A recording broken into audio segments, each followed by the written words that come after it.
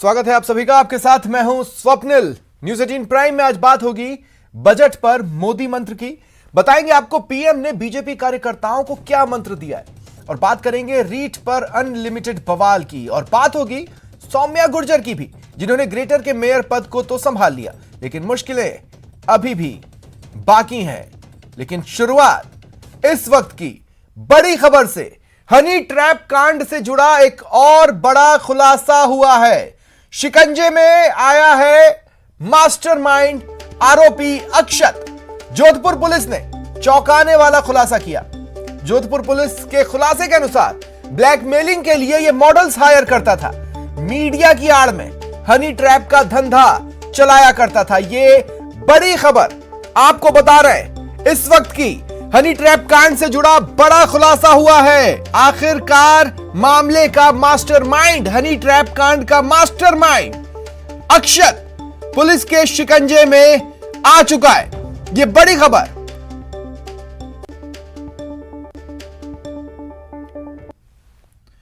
और सुनिए अब आप हनी ट्रैप गैंग की इनसाइड स्टोरी। मास्टरमाइंड अक्षत जो कि हिरासत में लिया गया है, साथ ही दीपाली, अक्षत दीपाली की गैंग में कई फीमेल मॉडल्स थी। हाई प्रोफाइल लोगों के पास लड़कियां भेजी जाती थी, फिर उन हाई प्रोफाइल लोगों का अश्लील वीडियो बना लिया जाता था, और फिर शुरू होता था ब्लैकमेलिंग का खेल। मुकदमा दर्ज कराने और वीडियो दिखाने की धमकी दी जाती थी। देखिए, जानकारी यह भी मिल रही है कि मंत्री रामलाल जाट को फंसाने की इन्होंने कोशिश की, लेकिन पकड़ लिए गए अक्षत और दीपाली। जोधपुर पुलिस ने पूरे मामले का खुलासा कर दिया है। आरोपियों के पास से मीडिया के कई फर्जी आई कार्ड भी मिले हैं। और यह भी जान लें कि यह जो अक्षत है, इसे बेहद साधारण भाषा में खेला खिलाया बंदा कहा जाता है। ब्लैकमेलिंग का पुराना खिलाड़ी है। 2016 में जयपुर के ब्लैकमेलिंग कांड में भी यह शामिल रहा था।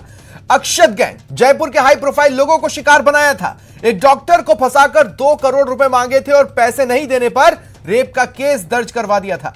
पीड़ित डॉक्टर को कई महीनों तक उस मामले में जेल में रहना पड़ा था। एसओजी ने अक्षत और उसकी गैंग में शामिल लड़कियों को पकड़ा था। कुछ वकील और पुलिसकर्मी भी इसमें शामिल थे। पूछताछ में उस मामले से जुड़े भी कई खुलासे हो सकते हैं। मामला साफ है, रसूखदारों को ये शिकार बनाया करते थे, लेकिन जब मंत्री को फंसाना चाहा तो खुद फंस गए।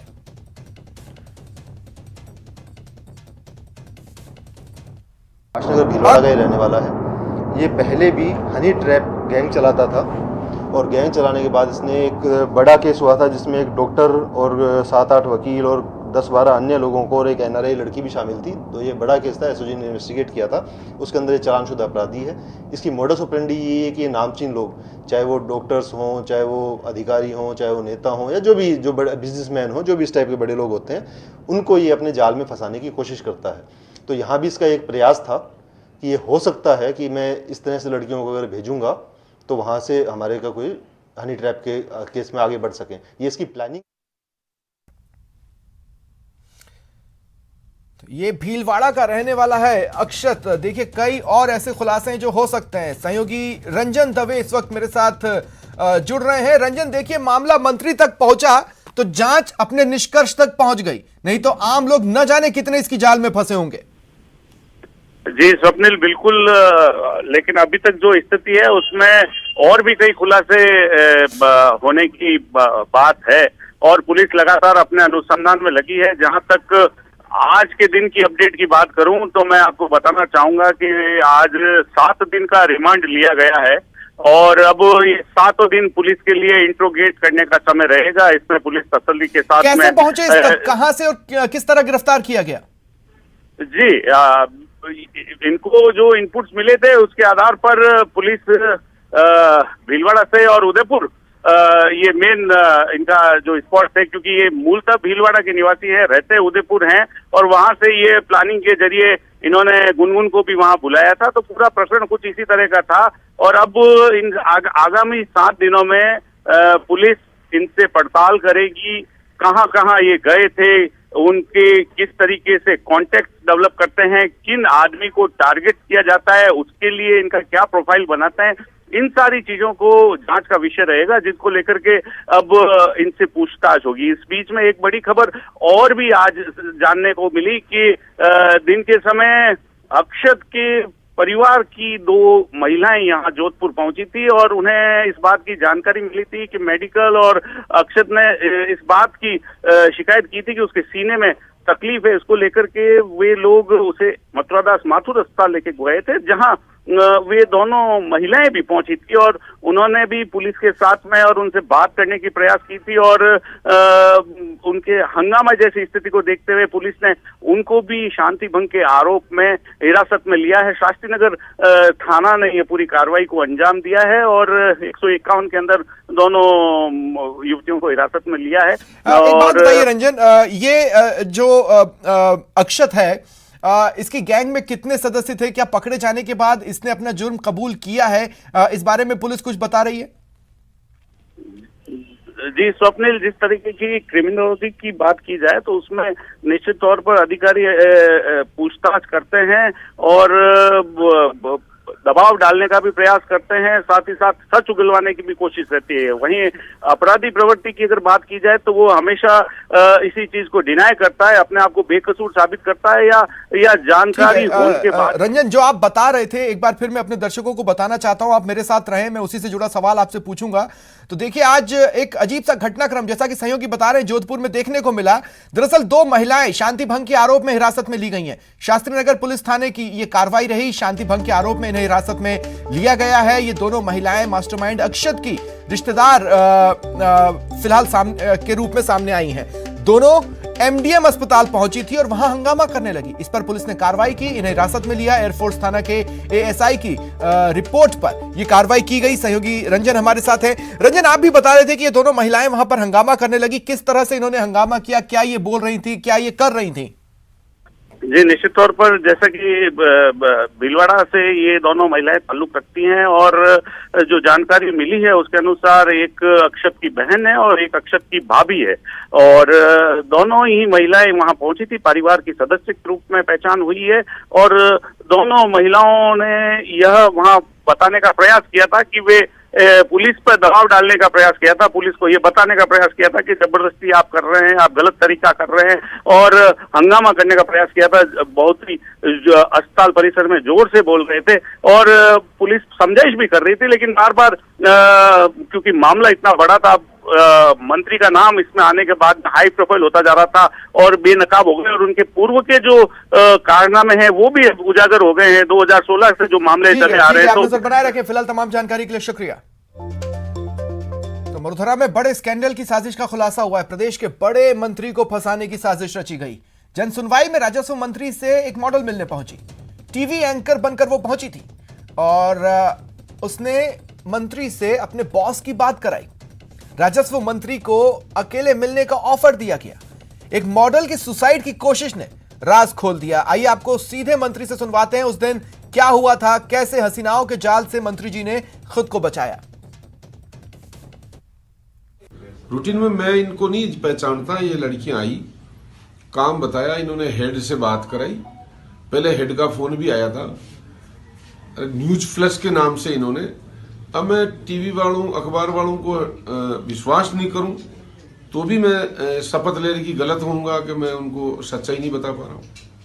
तो मैंने उस हिसाब से इनको बात सुनी और उच्च अधिकारियों को फोन किया। जब वो काम गलत था, उन्होंने मना किया, मैंने बताया तो मैंने इनको मना कर दिया। फिर भी ये बराबर जिद करती रही। वो दूसरी लड़की जो अभी जो बंद है जो, और उसने अपने हेड से बात करने के लिए कहा। मैंने कहा बात करा दो। मैंने भलाई के हिसाब से बात कर ली, बात की तो उसने कहा नहीं साहब इनकी सुनिए ये। मैंने कहा भी नहीं हो सकता, मैंने बात कर ली। फिर भी वो नहीं माना कि नहीं साहब इनसे बैठ के आप अलग से बात कर लीजिए। मैंने कहा ठीक है, ये कह के मैंने फोन बंद कर दिया। फिर मैं दूसरे लोगों से मिलने लगा, इनको मना कर दिया, अभी काम नहीं हो सकता, षड्यंत्र हो रहा। उसका पर्दाफाश लेट हुआ। उसी तरह राजस्थान में भी किसान राजनीति को खत्म करने के लिए कुछ लोग या कुछ राजनीतिक दल या पता नहीं कौन क्या है, वो ये षड्यंत्र करते हैं ताकि किसान आगे नहीं आए। मैं एक सीधा साधा गांव का, मेरा कोई राजनीतिक जीवन नहीं था। अब ये चीजें विश्वास करने लायक नहीं रही। देखो ये तो सिक्योरिटी तो कैमरे हैं, अभी भी कैमरे में ही सुनवाई कर रहा था, कैमरे में ही सुनवाई कर रहा था, सर्किट हाउस कैमरे लगे हुए। लेकिन ये तो भाग्य ही होता है। लेकिन आज कोई भी आदमी क्या आरोप लगा दे, किसका क्या, ये तो एक विश्वास ही होता है जिससे दुनिया चलती है। बात आम बजट की। संसद में बजट पेश करने के बाद केंद्रीय वित्त मंत्री निर्मला सीतारमण ने सबसे पहले नेटवर्क 18 के group editor in chief Rahul Joshi के साथ खास बातचीत की, जिसमें इनकम टैक्स के मुद्दे पर खुलकर जवाब दिया। सुनिए, बजट में टैक्स पेयर्स को कोई राहत नहीं देने के सवाल पर केंद्रीय वित्त मंत्री ने क्या कहा। If you're looking at tax stability, if you're looking at predictability and making sure that you have not increased anybody's burden, you're at least making sure that people who have planned their monies can be sure that that is remaining unaffected. So we in this budget placed a lot of emphasis on stability and predictability. I'm no cricket watcher, but I would definitely say this from my outsider's understanding. Particularly in a T20 match, it will be the opening batsman can have the liberty to smash hit and do a lot of good sort of risk-taking batting, and probably the end overs the fellows would have to catch up doing as much as they can because they'll have to meet the target and the gap which has to be filled. But there is a sweat toil happening which is in between the two.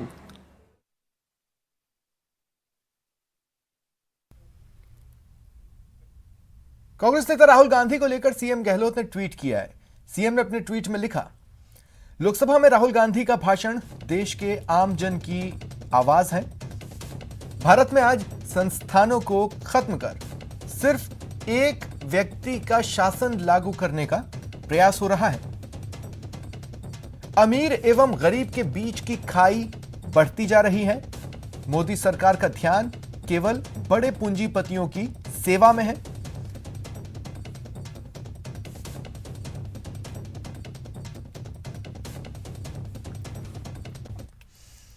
और अब देख लेते हैं top 10 crime.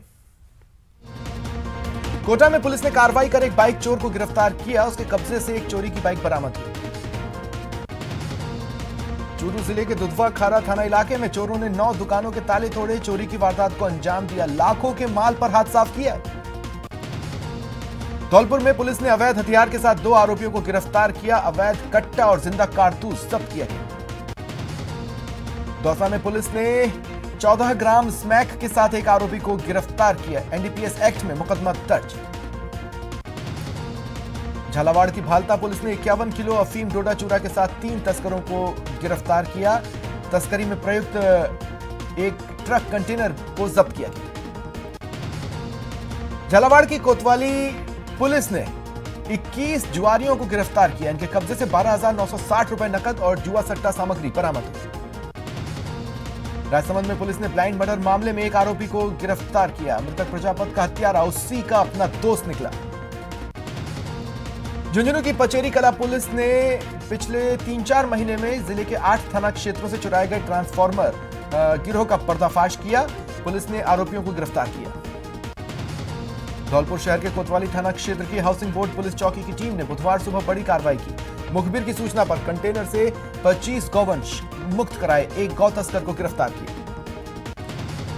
Churu के सरदार शहर थाना क्षेत्र में 2 नाबालिग लड़कियों के साथ सामूहिक दुष्कर्म का मामला सामने आया। बताया जा रहा है पड़ोस के रहने वाले 3 युवकों ने घर में घुसकर 13 और 16 साल की लड़कियों को रात में अकेला पाकर वारदात को अंजाम दिया। और अब मुझे दें इजाजत, नमस्कार।